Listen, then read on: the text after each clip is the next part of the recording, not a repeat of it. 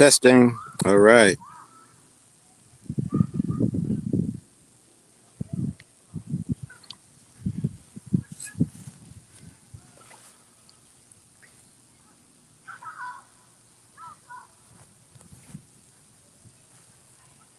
All right. We have action. Another segment in footwork drill. So this morning I went live on a few channels, but the audio was so bad. I messed up one of my checks and the audio. It was the first time at that location and that setup. And anyway, I'm doing it again tomorrow morning at 7 o'clock. It's an update on the initial 5 to 7 minute workout that I do in the morning, and it's consistent with the activities to drive neurotransmitter. And driving neurotransmitter is sort of a placeholder that I use because it really increases neurotransmitter, its hormones, its enzymes, but it's easier to explain from a neurotransmitter standpoint because people are familiar with muscle memory. And then once you make the case that it's not muscle memory, it's really nervous system memory, then it starts to pull pieces together. The short version is that our neural pathways as we age, and this is life expansion after 50, so it makes sense I'm talking about it from that standpoint. But what we thought of as recovery, needing more recovery, maybe losing some muscle strength, losing some speed, true, we do lose that. But the majority of that atrophy is the neurotransmitter. So the neural pathways deactivate, for lack of a better term, when they're not being used. And since we put less demands on ourselves as we get older, and the central nervous system is predicting how much demand will be in the future. And if we're putting less and less demand on ourselves each day, it's predicting we need less and less and less neurotransmitter, and the brain will use that energy for something else. By doing footwork drills, sprinting, different activities, martial arts, what we're doing is we're putting a demand on the body, and the brain will create more neurotransmitter. So what's nice about it is when your muscle atrophies, you have more muscle strength than you think. What's really gone is the neural pathways deactivate. So we have to activate those. And that's why the muscle comes back pretty quick. If you think about how long it takes to build up that strength, but it comes back pretty quick, it's because a lot of it has to do with the neural transmitter. So I have not warmed up. This is literally what I do for my warm up is, let me just check some sound here. Testing.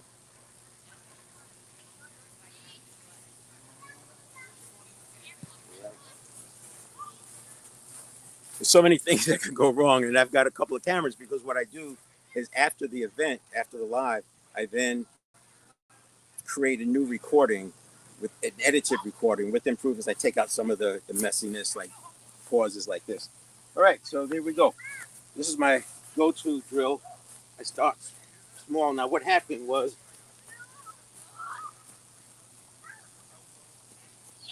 I was out sprinting and I went too far, I went too much too fast too soon. I have with sprinting, it's such a violent thing and so easy to get injured. You have to let the speed come to you instead of chasing the speed. Once you start chasing the speed, what happens is you start going so fast. And what I didn't know is that in a 100-meter sprint, our top speed, we hit our top speed, I'm gonna make this up, somewhere around 70 meters. And then we start to decelerate. So when we try to keep that deceleration from happening, you can see there's an imbalance with the speed that our body's going. Anyway, that's how we get these injuries. And I pulled a hamstring. I'm not sure if I pulled it, what I did. I just definitely pulled up, but that was just a week ago. And I'm able to walk around. I'm gonna take it easy, but there's certain things I can do that don't bother me. I'm gonna always go over a quick overview about what I'm doing. So novelty, new drills. I do this one all the time because it's a warm up. But with novelty and intention. So my intention today is easing back into the exercise because of the hamstring. The novelty, I've got one new one that I've got a new one that I'll be doing today with the pickup cones and intention. And we have precision So we'll start working on the precision now. So I'll try to skip and hit right in the middle, space one space over, right in the middle, one space over, and balance. You see me on one foot. When I started doing this, I had to do it behind the cones. I couldn't do it in the cones because my precision was way off. But you see it's starting to improve.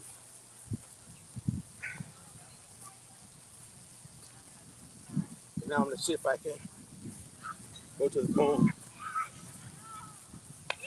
I can make it on this side. I've always had trouble with that side. And then we have progression, constantly picking up. Last week I did a timed drill for time. And then we have explosiveness. So this bounding from the edge in is getting to the explosiveness. When I'm doing this, that's bounding. And then we have struggle on the edge of ability. So as you see, I can go from here to here fairly easily. When I go from here to here, it's a lot harder. So what I'm going to do, the struggle on the edge of ability, rather than have all those failures, I'm going to cheat a little bit, and then we relax the cheating. So we cheat less. I'm going to go here, and instead of stepping way out here, I'm going to step to here, and now I can make it.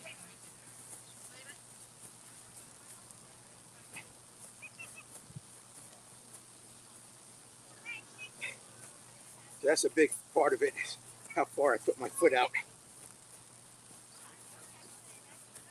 All right, now one of the areas I'm struggling with is high knees. So I use these as well to do high knees. So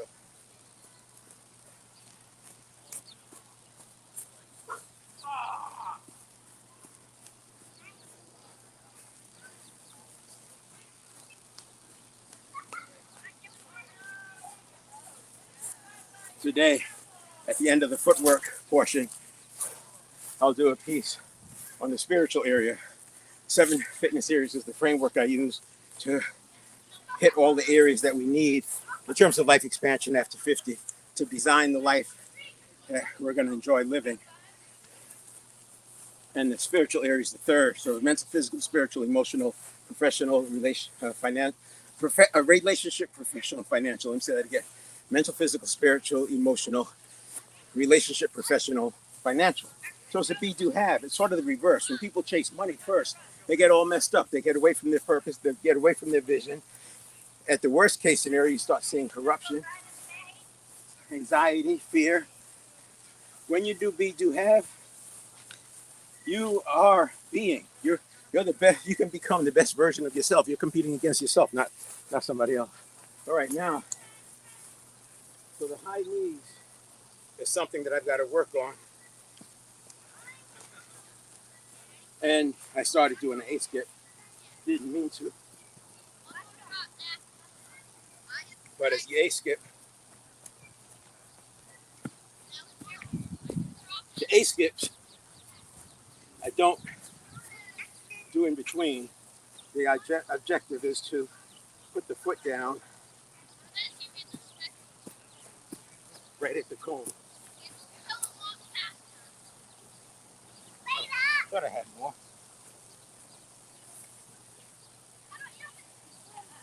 Gotta work on my high knees.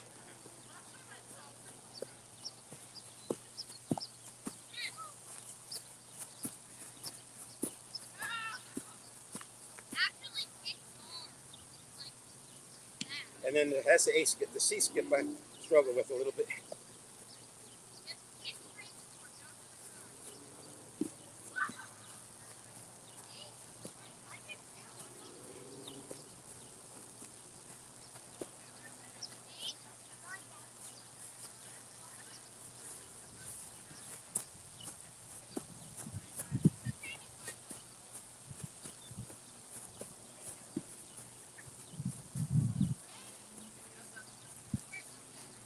That's the C skip. I'm not doing it right. And I'm not out here demonstrating how to do things. I've never done footwork drills never ran track. There's a lot of things I don't know. I'm more talking about activating the neural pathways. But there's plenty of information on YouTube. A lot of sprinters, they've got Olympian athletes out there doing sprint drills and training. They're selling courses on sprinting, lots of information. And what I do is I go out and I find a drill that looks interesting and I come back and add it to the repertoire. Today I'm doing fairly basic drills from the past because I want to see what I can do with my hamstring. This one up is, let me see, did I do? Oh yeah, here's one that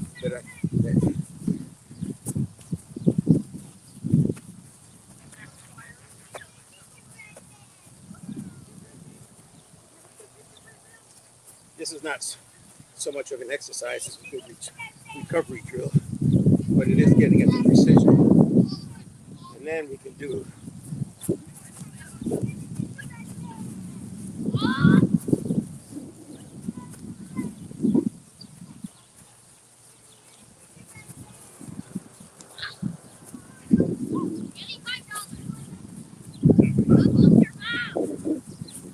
and you can see I get out of breath. So I'll be talking about breathing today with the spiritual area.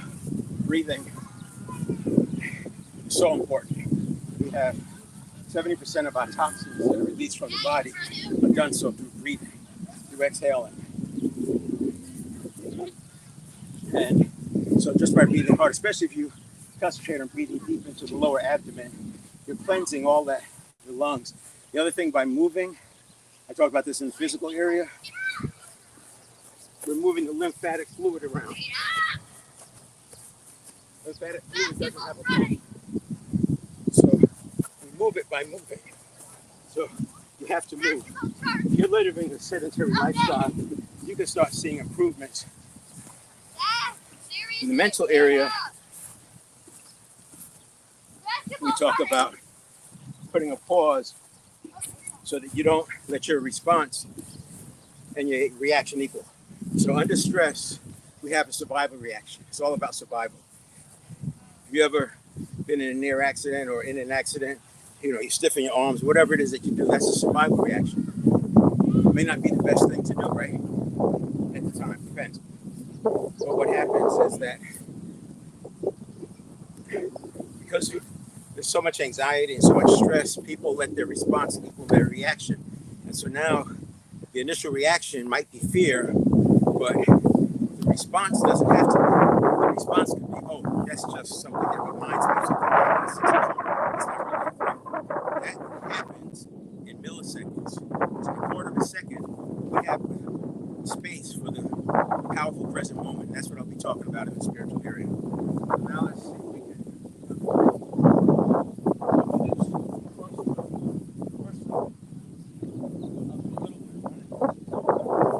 I can feel it there.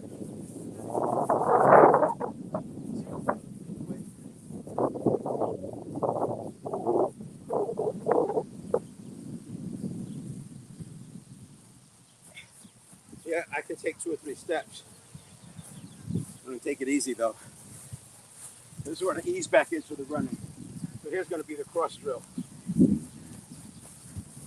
I'm not even 70%.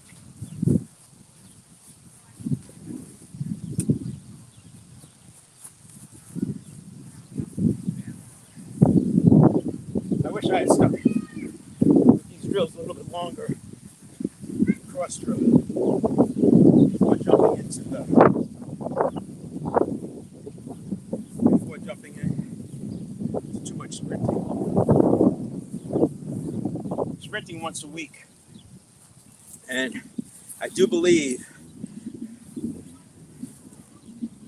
that without the sprinting, I could get away with doing footwork drills every day or every other day and doing other exercises. Because the recovery requirement is so low, the bar for recovery is so low with footwork drills compared to sprinting.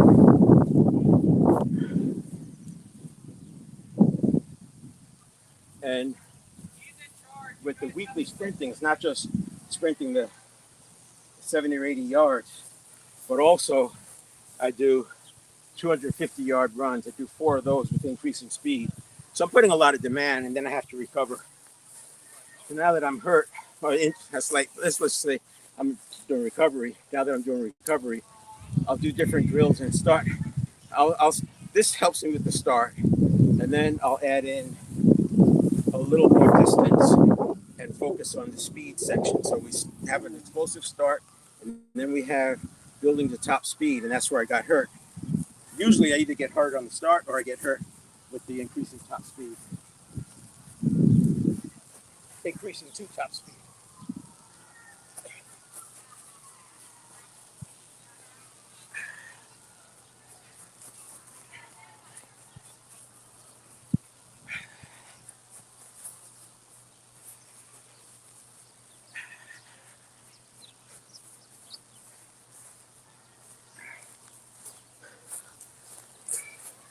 All right.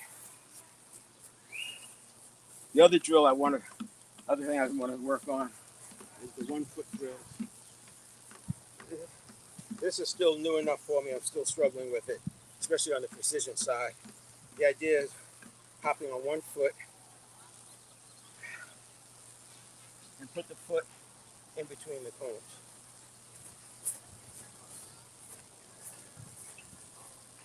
So I use my other foot with the toe on the ground as a comfort step, just for balance, because I'm not able to do it without an idea of struggling on the edge of ability. If I do it enough times with the 1 foot on the toe, I'm building up the skill. That's a good example of progression and struggle on the edge of ability. So I might, from a progression standpoint, I might have the toe in the beginning, but not in the end.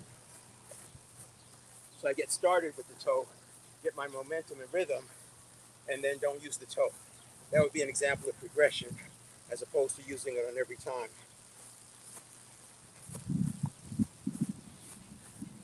So that's an example. That's the first time doing that, doing it with the progression piece. You can see that hits novelty, intention, trying to put my foot right in the middle. Novelty is new. I can do new setups. I can make the snake, cone snake out here if I want to.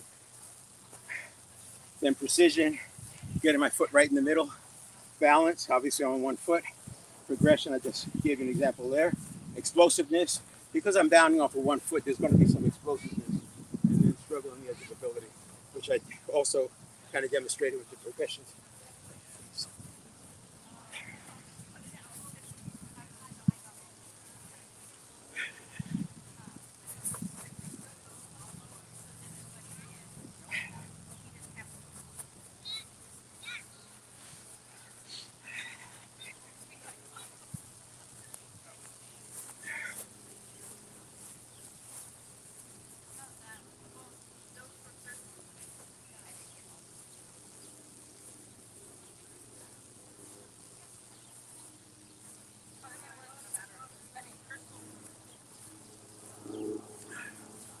All right, 1 more of these.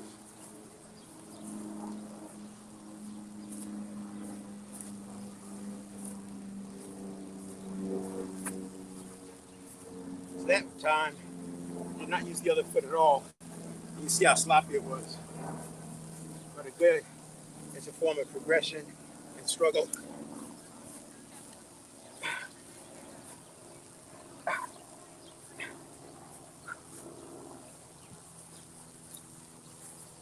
And what's interesting, without really practicing other than when I come out here, when I first started this, I could not, the footwork drill ladders, I could not make the entire distance of the ladder on 1 foot. But now I can. So again, it's improving. Instant feedback too. So I know right away when I messed up. By the way, you don't have to use cones, rocks, solo cups, I've used little twigs. Here's a interesting one. And then after this, I'll jump into the spiritual conversation.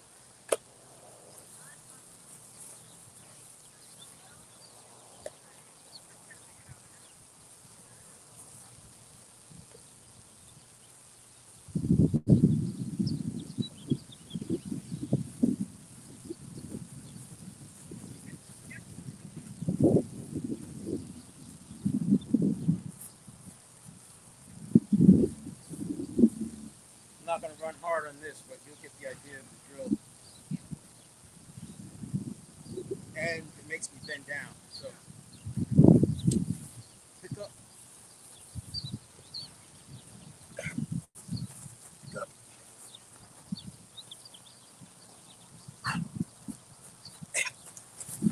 Pick up.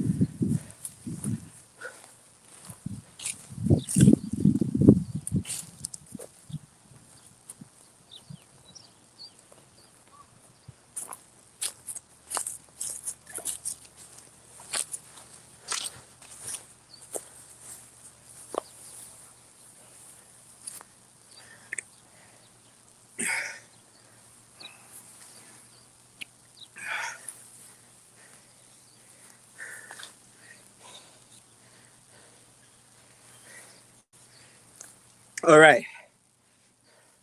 Spiritual area. Hold on. Check the sound. Testing. Sound check.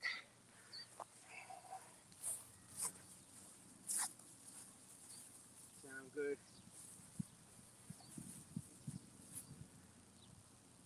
Yep. Give me a chance to catch my breath. Speaking of breath, all right. So the idea with the 7 fitness areas is a framework, as I said, that takes us from a have do be paradigm, which is a typical world paradigm, to a be do have. And the first 4, mental, physical, spiritual, and emotional, are in our control. The last 3, relationship, professional, financial, involve other people. We have a lot to do with it. We can't abdicate our responsibility, but they do involve other people. You can't have a relationship with someone without their agreement. From a professional standpoint, whether you're buying or selling or working somewhere, there are other people involved. Even if you're your own boss and a solopreneur, you still have people you have to interact with. So that relationship piece is important. And then financial, if you look at how people make their money, it's serving others. So even in making money, there's a other person component. And I did 2 weeks on the mental, 1 on the physical, and now today is on the spiritual. What I like to do is I use these cones as an illustration.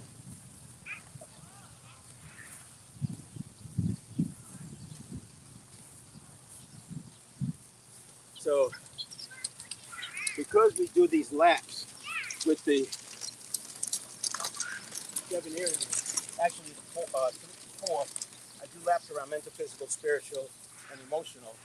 And the reason I talk about it in terms of laps is because we have to improve. We have to become the person we need to become for that for the next quest, if you will. And anytime you start something new, like I'm talking about designing your life design after 50, to design a life, that's a new quest. We can't bring the old baggage and expect to have a good life running old paradigms. So that's that powerful present moment. Most people agree that we do 95% of our life is actions are by habit. And if that's the case, and we make about 33,000 stimulus response cycles a day. We're awake about 65,000 seconds a day. We're running a new stimulus response cycle every other second. And one stimulus response cycle primes us for the next, and it primes us for the next, and it primes us for the next, and it primes us for the next. And then we wonder why it's so hard to make the changes that we want to make. And we feel like we're fighting against ourselves. And we are in a way, but it's not that the way you think about it. We want to have a higher self, which is the spiritual area. We have the conscious mind, and we have the subconscious. The subconscious is where the 95% by habit is coming from. And the habit, by definition, is associations. It's from the past. So since it's from the past, click word, right? Association, stimulus, response. If we're going on a new quest, designing your life and living a life designed after 50, after 60, after 80, then bringing the tapes from the past doesn't make sense. Now, this is not about acting like a Gen Z or acting like a millennial. It's a reset, not to be like a millennial, but a reset so that your conditioning is appropriate for your current environment. The same way, as you go from season to season, you have equipment that's appropriate for those various seasons, right? So the first thing in the spiritual that I want to talk about, the spiritual area, is we have our beliefs, habits, priming, and mindset are here. And that puts us into a state of being. And then over here, we have the stimulus response. Now, if we're in a state of being, a physiological state of being, a mental state of being, as we enter into the stimulus response, we're already primed for something. We're already primed for some kind of behavior. This is why sometimes when you're stressed out or you're already anxious, little tiny things can set you off. Now, go back 3 weeks ago, I talked about the pre-stimulus phase, which is where we are, mental, physical, beliefs, neuroplasticity, think habits, priming, and mindset. And then this one is physiology. So, and physiology drives a lot, which is why I do footwork drills when I talk about it, because using physical, I'm able to generate neurotransmitter, testosterone, NAD+, lengthening the telomeres of my DNA, improving my heart rate variability, which is directly correlated with willpower and putting off decision fatigue. So between the beliefs, neuroplasticity, priming, mindset, and then physiology, I put myself into a state of being. And that state of being, physical and mental, takes me into my stimulus response. So the stimulus response is not just stimulus response.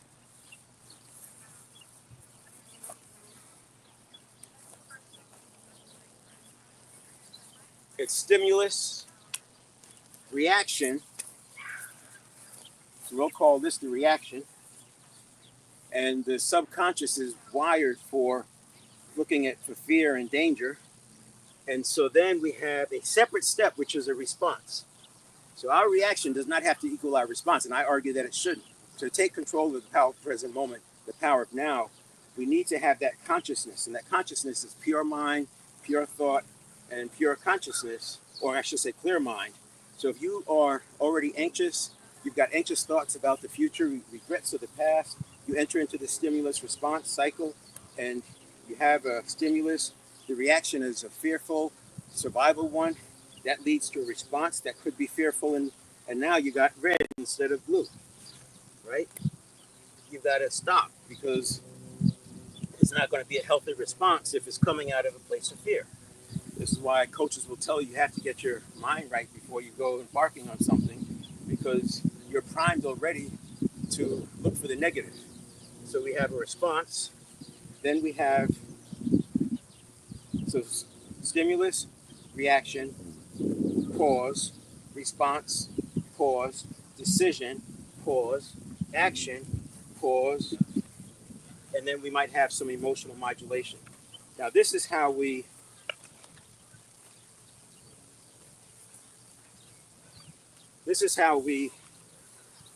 limit neutralize cognitive biases and meta programs. We neutralize them by having this pause. So in here, we install a pause at the subconscious, at the stimulus response level. So it's inside the stimulus response cycle. Stimulus to response is about a half second. Stimulus to reaction is a quarter of a second. Stimulus to reaction to response is a total of a half second. So I've got about a quarter of a second between the reaction and response to come up with what I want to do, what my response is. And then my response leads to a decision, and then that decision leads to some action or inaction. And then if I'm still off, I may have to do some emotional modulation. So this whole first part is less than a minute. The emotional modulation could be another 90 seconds. And think of this as getting triggered and how do you get back to stasis. So that's the emotional modulation part. So this state of being is our gateway to having control over our powerful present moments. And the assist to that gateway is our breathing. So if you go back to the ancient arts, all of them focused on breathing. Breathing is so important. Not only does it get rid of our toxins, but it also centers us. And when I say breathing, I mean breathing into the lower abdomen. It cleans the blood. Breathing cleans the blood. Our brain needs oxygen. It oxygenates the blood, so the blood gets to the brain. We also want to do hydration. I talked about that last week. Hydration is important. Now, the spiritual area, I mentioned consciousness, and these are things that are undefinable. People try to describe them, but they're basically undefinable. But if you think about the spiritual area being aware that you are aware. So you are aware that we're having a conversation about awareness, and you can be aware that we're having a conversation about awareness and about being aware of that conversation. So in that same way, sometimes, let's say you're dieting and you're not supposed to eat XYZ, and you go pick up XYZ, you're aware that you're picking it up, you're aware that you said you wouldn't, and now you're eating it, and you're aware that you're eating it. So you say, well, I'll only take 2 bites, and you take 2 bites, and now you're aware that you're taking a 3rd bite, but we're not doing anything about it. So this is important because there's so much information about what to do to get to a place of peace, power of now. But people think that if I do the visualization, it's just going to come to me. They use this word manifest, right? You still have to take action. So I can make you aware, but if you don't put the candy bar down, what's the point? So we want to first start with awareness of awareness. And then we start bringing in a new response. And that's where the neuroplasticity comes in. And the beliefs. Sometimes you may have to change the beliefs or limiting beliefs.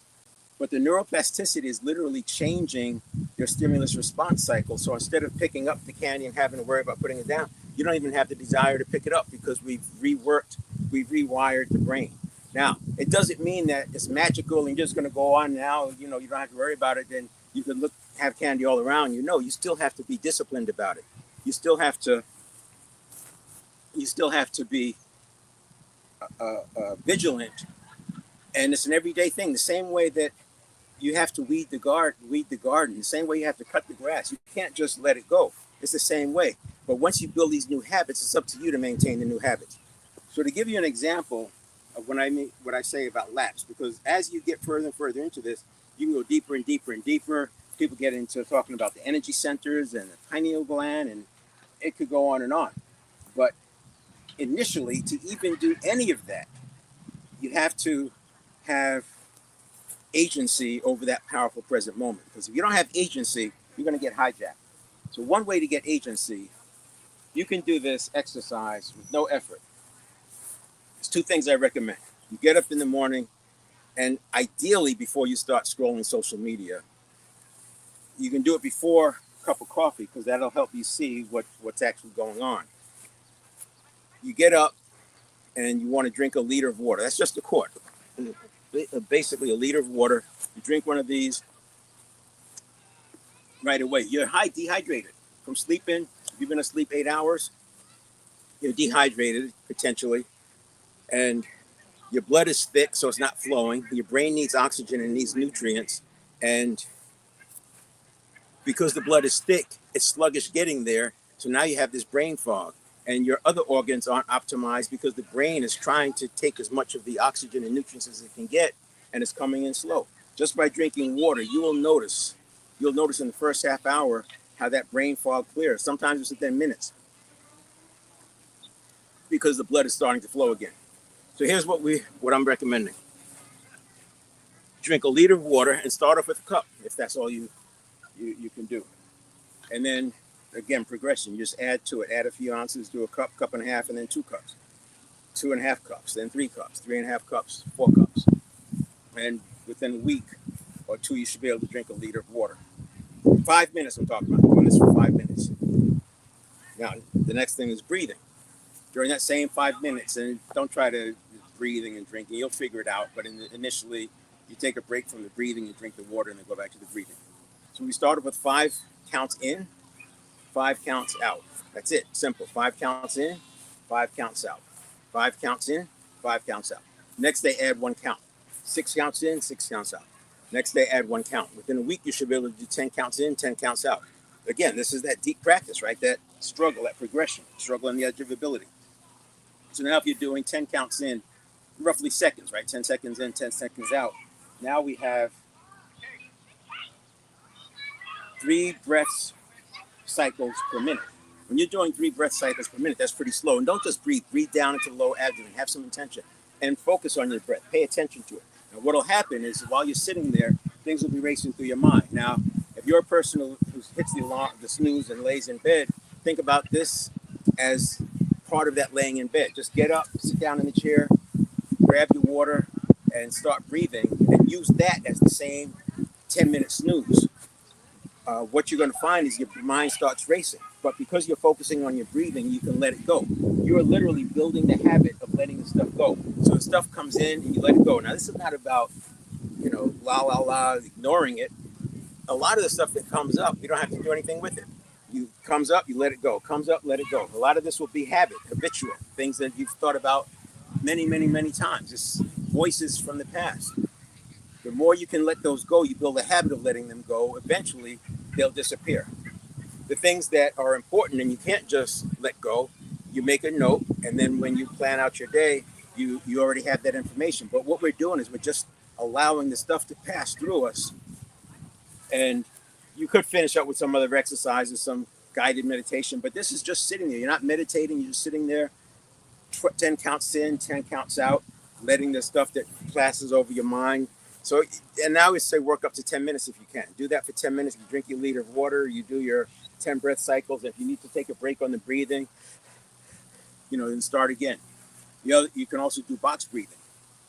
5 counts, 4 counts in, hold for 4 counts, 4 counts out, hold for 4 counts, and then hold that. Anyway, inhale, hold, exhale, hold, and each one is 4 counts. Then you can take it up to 4 counts while you're walking. So inhale for 4 counts, hold it for 4 counts while you're walking, and then exhale for 4 counts while you're walking, and then hold that for 4 counts. And what's nice about that is you're anchoring the breathing to the walking. The same thing happens with this 5 to 10 minutes in the morning. You're connecting the breathing with this being calm. So now, back to the topic, when we're in managing this stimulus, this pre-stimulus phase in a state of being, when you get bad news or when you get potential surprises that you don't like, take a deep breath. That deep breath anchors you back to that feeling. Now, you have to do something about it. You could take the deep breath and it'll help you calm, but you have to step into the calmness. You have to not keep thinking about the bad things. This is not about positive mental attitude. These are gateways or doorways. You have to walk through the door though. So again, to manage this pre-stimulus, this state of being, we're going to take a deep breath, and that deep breath is your pause. That's where you get your pause. Now you've separated and put some space between the reaction and the response. So you have a chance to have a different response. If 95% of our actions are by habit, the simple act of doing this, and we can cut it down to 90% of our actions are habit or 85%, and that's fine for me. 85 is fine. I don't mind using habit because the subconscious is so fast. The neural pathways, that's energy going through there. So it's super fast, 11 million bits per second processing speed on the neurons and the neural pathways and energy flowing through them. So I'd rather hand stuff off to that. But the important things, especially if I'm on a quest and doing something new, I want my conscious mind involved. And that's what this is about. So that's the spiritual area. Now, there's a lot more. We can get into positivity exercises, we get into emotional modulation. But the first thing I have to do is get people some space. And here's another example that we do. So if you have if you have something that's been bugging you for years or decades, you can't figure it out, you can't stop it, you just know that there's something and you've tried to beat this limiting belief. Here's what you can do. Imagine yourself going into a movie theater and the movie theater is empty and you go in and you sit down in the middle and the screen comes on and says, come out of yourself and go up to the projection booth. So now there's two of you. There's one of you in the projection booth and one in the middle of the theater. Now you're looking at the screen and it says, flip the switch. You flip the switch and you realize it's your life. So now you're watching yourself watch yourself. So you are watching you watch the screen. So you're dissociated. You're watching yourself watch yourself. This gets you out of that trap of, why do I always do that? Because this. Why do I always do that? Because this. It gets you out of that. It takes you out of the stimulus response because now your reaction is not equaling your response. So you watch yourself on the movie. You start from 2 years old and you run the movie through and you're watching yourself to notice when the first time you had this limiting belief. When's the first time you experienced this thing? And I'll call it the thing because it may be a limiting belief. It may be just something you're stuck on, some piece of thing that you always regret, some trigger. And then notice the first time that happens in your life and notice who is around you and then go on with your life and notice the next time, the second time. So now you have 2 times that this thing occurred. What you're going to do next is notice what was around and notice the unique situations or the unique circumstances that were present in that when that limiting belief was formed. Maybe somebody told you something. Maybe you hurt yourself. Maybe something happened and it led to something else. You've always associated with this, with that. And now you recognize that as that was a once in a lifetime thing. It only happened because you were 6 years old and you happened to be in that place. And it's not going to happen to you again. That thread is gone. This is how you can remove the limiting belief. Now, it doesn't change the belief. It doesn't change the circumstance. Things still happened. If you want to get a little bit more creative with it, what you can do is you can kind of scramble the movie back and forth until it has less power. Just keep scrambling. But you got to remember, keep saying, I'm watching myself watch myself on the screen. Watch myself on the screen. That way, when you start scrambling it, you have no emotional attachment. And then you'll notice that that limiting belief starts to fall away or it's gone. Now it's up to you to not dredge it back up because the neural pathways are still there and they'll deactivate over time. That's the neuroplasticity. That's why we talk about the neuroplasticity. They'll deactivate over time, but you can keep triggering them with thought. Just by thinking about them, you're playing them again. So stop thinking about it, put it in the past and move forward like you don't have that limiting belief, but baby steps, small steps, progression. Start with these exercises. Start with the breathing drills, the morning breathing. Then you can go to deeper. You can read the book, Just Breathe by Daniel Goulet. And this spiritual area that I'm talking about is our higher self. I don't talk about manifestation. I don't talk about the universe. But in order to access epigenetics, we're going to have the power over our present moment. And I want to collapse the woo-woo gap. So we don't have to rely on the universe. We're not relying on manifestation. We're not relying on something coming down and fixing us. We're doing it from inside, and then we're stepping into that. It's not about mystical mumbo jumbo or relying on belief. It's doing the actions necessary to make our bodies and minds work the way they were designed. So that's the spiritual area. It's the higher self. I've had people tell me the subconscious is the higher self. It's like the opposite. The higher self and sub is below. So higher self, conscious mind, and then subconscious.